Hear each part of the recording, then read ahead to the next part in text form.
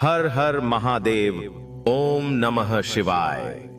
सावन के महीने में भगवान शिव की पूजा पाठ का विशेष महत्व रहता है और भक्तों हिंदू पंचांग के अनुसार इस बार सावन का महीना 11 जुलाई 2000 दिन शुक्रवार से शुरू होगा। पूर्णिमा तिथि 11 जुलाई शुक्रवार को सुबह 2:06 पर समाप्त होगी और इसके बाद प्रतिपदा तिथि प्रारंभ हो जाएगी। प्रतिपदा तिथि 11 जुलाई शुक्रवार को सुबह 2:09 से लेकर 12 जुलाई शनिवार को सुबह 2:08 तक रहेगी।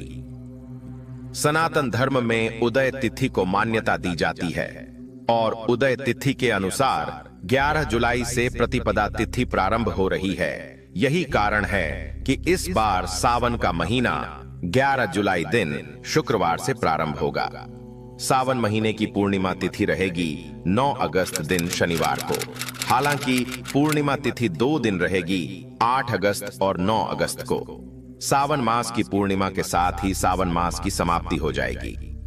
आइए अब जानते हैं इस महीने में पढ़ने वाले सोमवार व्रत के बारे में। सावन महीने का पहला सोमवार व्रत रहेगा 14 जुलाई को, दूसरा सावन सोमवार व्रत 21 जुलाई को, तीसरा सावन सोमवार व्रत 28 जुलाई को और उसके बाद चौथा और अंतिम सोमवार व्रत रहेगा 4 अगस्त को। इस बार सावन के महीने में कुल 4 सोमवार व्रत पढ़ेंगे। हर साल सावन पूर्णिमा के दिन रक्षाबंधन का त्योहार भी मनाया जाता है और उदय तिथि के अनुसार इस बार 9 अगस्त को सावन पूर्णिमा है, तो इसी दिन रक्षाबंधन का त्योहार भी मनाया जाएगा। इस माह में भोलेनाथ की कृपा प्राप्त करने के लिए व्रत रखते हैं, कावड़ यात्रा पर जाते हैं, शिवलिंग को विशेष रूप से सजाते हैं और कई तरह के जतन करते हैं। सभी का मकसद शिव जी को खुश करना होता है। भक्तों कहा जाता है इस महीने जो व्यक्ति शिव जी को प्रसन्न कर देता है उसकी हर मनोकामना पूर्ण होती है। लेकिन क्या आप जानते हैं कि सावन के महीने में कुछ खास चीजों को घर लाना बेहद शुभ माना जाता है? यदि आप सावन माह में इन चीजों को अपने घर लाते हैं तो शिव जी प्रसन्न होकर आपकी हर मनोकामना शीघ्र पूर्ण कर देते हैं। ये सभी चीजें महादेव को अत्यंत प्रिय हैं। जो व्यक्ति भगवान भोलेनाथ के इन प्रिय वस्तुओं में से कोई एक वस्तु सावन माह में अपने घर ले आता है तो भोलेनाथ उसके जीवन की सभी परेशानियों को दूर कर देते हैं। उस व्यक्ति को फिर कभी भी जीवन में धन की कमी नहीं होती। भगवान भोलेनाथ उसे मनचाहा वरदान देते हैं। तो आइए भक्तों जानते हैं ऐसी कौन सी वस्तुएं हैं जिन्हें घर लाने से भगवान भोलेनाथ बिना पूजा और व्रत के ही प्रसन्न हो जाते हैं।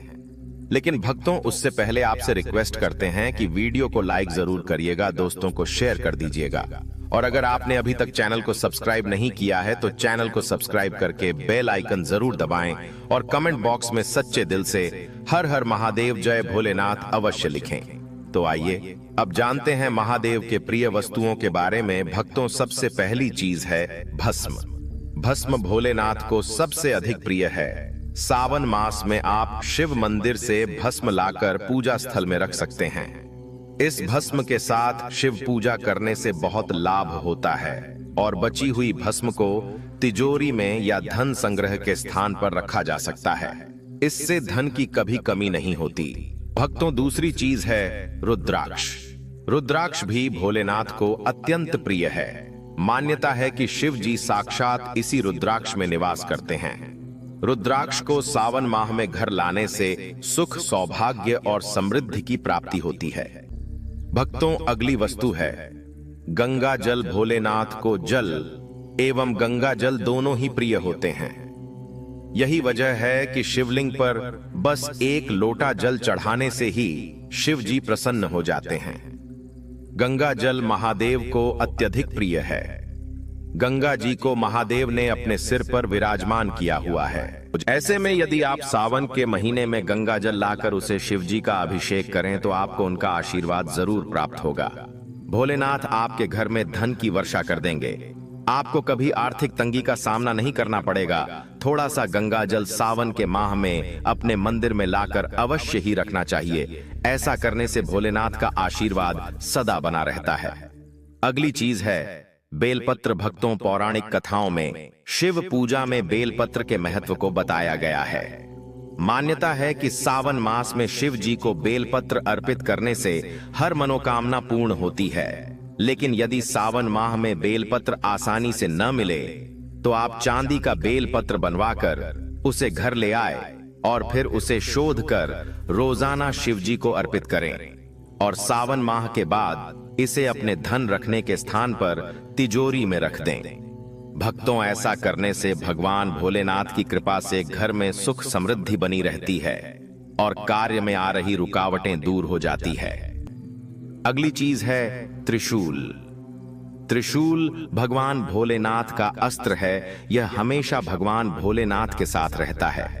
भक्तों, त्रिशूल को बहुत पूजनीय माना जाता है क्योंकि ये 3 लोक और त्रिदेवों का प्रतीक माना जाता है।